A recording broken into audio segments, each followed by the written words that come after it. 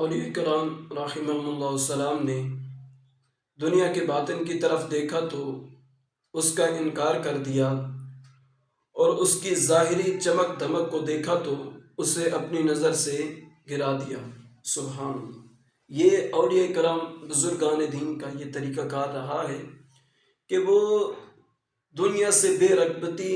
اور امیدوں کی کمی کے ساتھ جیا کرتے تھے۔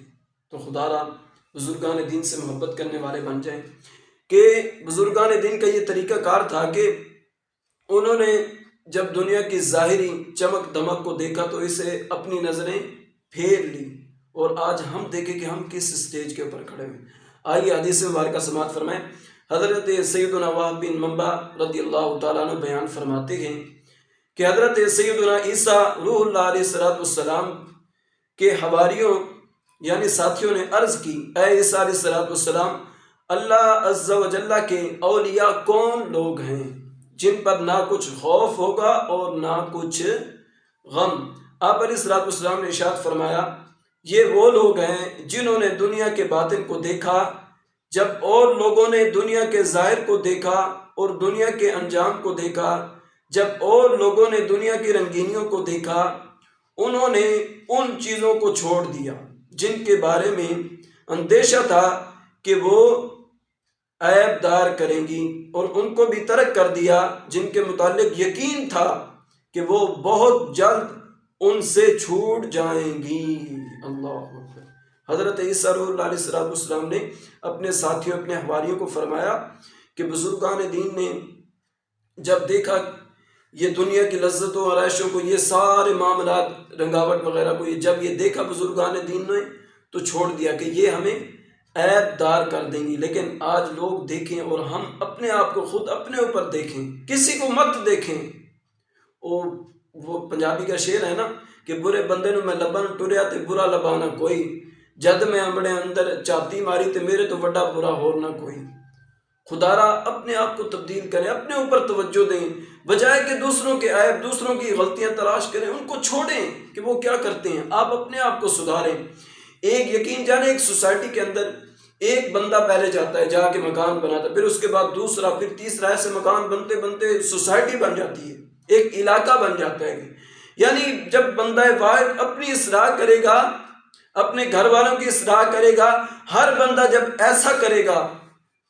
تو پورا علاقہ، پورا پاکستان، پوری دنیا کے اوپر جتنے بھی مومن مسلمان ہیں سب ٹھیک ہو جائیں گے۔ تو خدا را بزرگان دین کا یہی طریقہ کار تھا، انہوں نے اس چیز کو چھوڑ ہی دیا جن چیزوں کے اندر آج ہم لوگ مبتلا ہیں۔ خدا را اپنے آپ کو تبدیل کریں اور بزرگان دین کے طریقہ کار پر، ان کی اعمال پر عمل پیرا ہوں اور ان کے جیسے بننے کی کوشش کریں۔ بن تو نہیں سکتے، پھر بھی کوشش کریں کہ ہمیں ان سے محبت کرنے والا رب بنا دے تاکہ ہماری بخشش ہو جائے۔ بزرگان دین کا اور بھی یہ طریقہ کار تھا۔ حضرت عیسیٰ اللہ علیہ السلام فرماتے ہیں کہ انہیں دنیا کی زیادتی کی خواہش نہیں ہوتی، انہوں نے دنیا کا ذکر کیا تو اس کا فانی ہونا بتایا، دنیا کا غم ملا تو خوش ہوئے، دنیا کی جو چیز ان کے سامنے آئی اسے ٹھکرا دیا،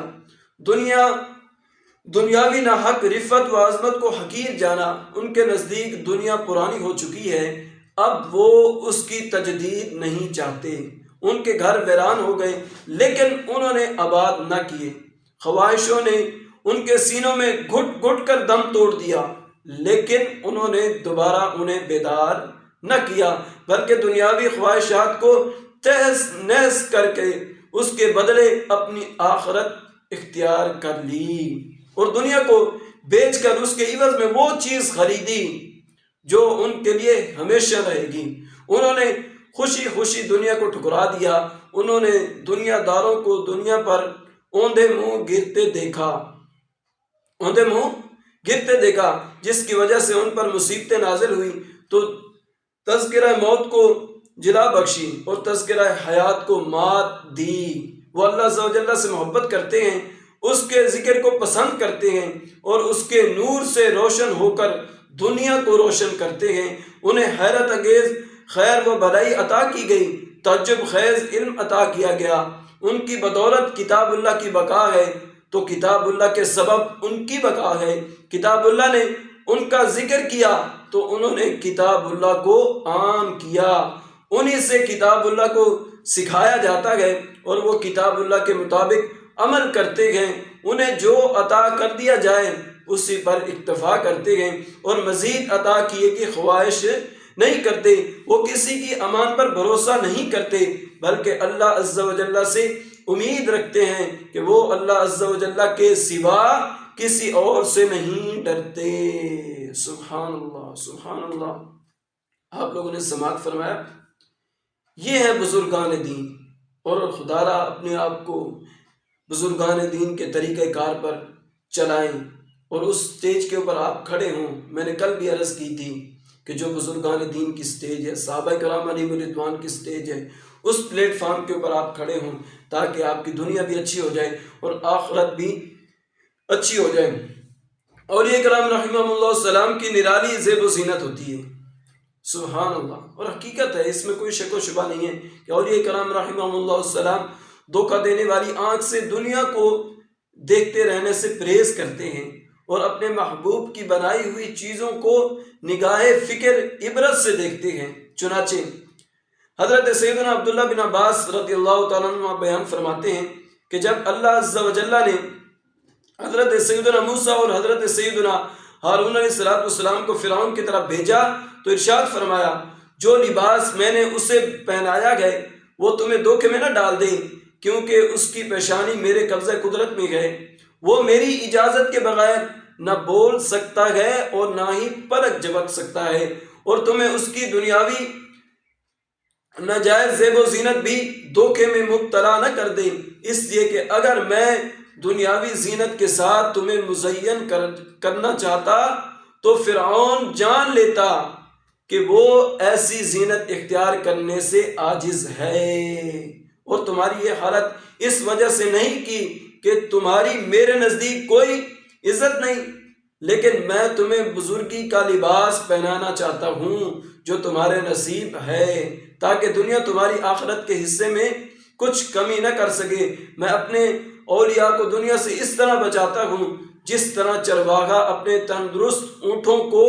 خارشی اونٹوں کے باڑے میں جانے سے بچاتا ہے، اور انہیں دنیا کی تر و تازگی سے اس طرح دور رکھتا ہے جس طرح چرواہا اپنے اونٹوں کو ہلاک کر دینے والی چراگاہ سے دور رکھتا ہے، اور میں اس کے ذریعے ان کے مراتب کو منور کرنے، بڑھانے اور ان کے دلوں کو دنیا سے پاک رکھنے کا ارادہ رکھتا ہوں۔ انہی نشانیوں کے ذریعے وہ پہچانے جاتے ہیں اور اسی چیز کے سبب فخر کرتے ہیں۔ اے موسیٰ علیہ السلام، جان لو جس نے میرے کسی ولی کو ڈرایا اس نے میرے ساتھ اعلان جنگ کیا، اور بروز قیامت میں اپنے اولیاء کا انتقام لینے والا ہوں۔ اللہ اکبر کبیرہ۔ دیکھا آپ نے کہ جو اللہ کے ولیوں کو، اللہ کے بزرگان دین کو، پسندیدہ لوگوں کو، بندوں کو جو ڈراتا ہے، جو اللہ کے نیک بندوں کو ڈراتا ہے، وہ اللہ رب العزت سے اعلان جنگ کرتا ہے۔ رب نے فرمایا کہ میں ان سے انتقام لینے والا ہوں۔ اللہ رب العزت ان سے انتقام لے گا۔ جب جس سے رب انتقام لے وہ بچ سکتا ہے، تو خدا را اللہ کے دشمن نہ بنے، بزرگان دین سے محبت کرنے والے بن جائیں۔ آخری حدیث مبارکہ حضرت سیدنا عبد الصمد بن معقل رحمۃ اللہ تعالی علیہ فرماتے ہیں، حضرت سیدنا وہب بن منبع رضی اللہ تعالیٰ عنہ کو فرماتے ہوئے سنا، جب اللہ عز و جل نے حضرت سیدنا موسیٰ علی نبینا علیہ السلام اور ان کے بھائی حضرت سیدنا ہارون علیہ السلام کو فرعون کی طرف بھیجا تو ارشاد فرمایا، تمہیں اس کی دنیاوی زیب و زینت اور لطف اندوز ہونے کی چیزیں تعجب میں نہ ڈالیں، اور نہ تم ان چیزوں کی طرف توجہ دینا، کیونکہ وہ دنیا داروں اور سرمایہ کاروں کی زینت ہے۔ اگر میں دنیاوی زینت کے ساتھ تمہیں مزین کرنا چاہتا تو فرعون اسے دیکھ کر جان لیتا قسم کی زینت اس کے بس میں نہیں، تو میں ایسا کر سکتا ہوں، لیکن میں تمہیں دنیا سے بچانا اور دنیا کو تم سے دور رکھنا چاہتا ہوں، اور میں اپنے ولیوں کے ساتھ ایسا ہی کرتا ہوں، اور پہلے بھی میں نے ان کے لیے اسے پسند نہیں کیا، بلکہ انہیں دنیا کی نعمتوں اور آسائشوں سے اس طرح بچاتا ہوں جس طرح مہربان چرواہا اپنی بکریوں کو ہلاک کر دینے والی چراگاہ سے بچاتا ہے، اور میں انہیں دنیا کی رنگینیوں اور عیش و عشرت سے اس طرح دور رکھتا ہوں جس طرح مہربان چرواہا اپنے اونٹوں کو خارش زدہ اونٹوں سے دور رکھتا ہے، اور یہ اس وجہ سے نہیں کہ ان کی میرے نزدیک کوئی عزت نہیں، بلکہ اس وجہ سے کرتا ہوں کہ وہ میری کرامت سے پورا پورا حصہ وصول کریں، اور اس میں نہ دنیا کوئی کمی لا سکے اور نہ ہی خواہشات کوئی کمی کر سکے۔ اور جان لو بندوں کے لیے میرے نزدیک ترک دنیا سے بڑھ کر کوئی زینت نہیں، کیونکہ یہ ترک دنیا متقین کی زینت ہے، اور ان پر ایسا لباس ہوتا ہے جس کے ساتھ ان کا سکون و خشوع پہچانا جاتا ہے۔ ان کی علامات ان کے چہروں پر سجدوں کے نشانات ہوتے ہیں۔ یہی میرے سچے دوست ہیں، جب تم ان سے ملو تو ان کے لیے عاجزی اختیار کرو اور دل و زبان کو ان کے تابع بنا دو۔ اللہ اکبر کبیرہ۔ اور جان لو جس نے میرے کسی دوست کی اہانت کی یا اسے خوف زدہ کیا، اس نے مجھ سے اعلان جنگ کیا، میرے ساتھ دشمنی کی، اپنے آپ کو میرے مقابل پیش کیا اور مجھے لڑائی کی طرف بلایا۔ میں اپنے دوستوں کی مدد کرنے میں جلدی کرتا ہوں، تو جس نے مجھے جنگ کے لیے بلایا کیا اس کا خیال ہے کہ وہ میرے سامنے ٹھہر سکے گا؟ جس نے مجھ سے دشمنی کی کیا وہ سمجھتا ہے کہ مجھے عاجز کر دے گا؟ جس نے مجھ سے اعلان جنگ کیا وہ سمجھتا ہے کہ مجھ سے بڑھ جائے گا یا بچ جائے گا؟ یہ کیوں کر ممکن ہوگا جبکہ میں اپنے دوستوں کا دنیا و آخرت میں خود